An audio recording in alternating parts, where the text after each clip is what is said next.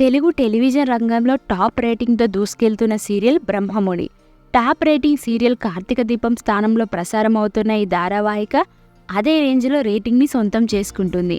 అయితే ఈ సీరియల్లో కావ్య పాత్రతో తనదైన నటనతో ఆకట్టుకుంటున్న దీపిక రంగరాజు తెలుగు ఆడియన్స్ నుంచి భారీ పాపులారిటీని సొంతం చేసుకుంది.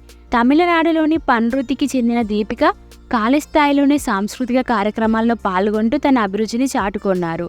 ఆ తర్వాత తమిళంలో న్యూస్ ప్రజెంటర్గా కెరీర్ ఆరంభించారు.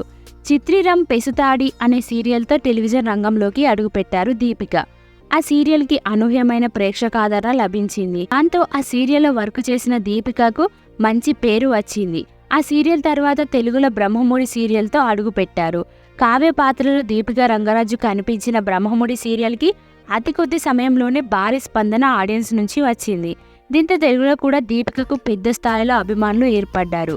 ఇక బ్రహ్మముడి సీరియల్లో నటిస్తున్న దీపిక భారీ రెమ్యునరేషన్ అందుకుంటున్నట్టు సమాచారం. ఈ సీరియల్లో నటిస్తున్న ఆమెకు పెద్ద మొత్తమే ముడుతుందని టీవీ వర్గాలు వెల్లడించాయి. ఆమెకు ప్రతిరోజు సుమారుగా 25,000 రూపాయల రెమ్యునరేషన్ ఇస్తున్నట్టు తెలుస్తోంది. ఇలా కంటిన్యూగా 25 రోజుల పాటు షూటింగ్ చేస్తారు. దాంతో నెలకు సుమారుగా 7 నుంచి 10 లక్షలు సంపాదిస్తున్నారని చెప్పుకుంటున్నారు. ఇదిలా ఉండగా తమిళ తెలుగు రంగంలో రాణిస్తున్న దీపిక రంగరాజు తమిళంలో ఓ సినిమాలో కూడా నటించింది.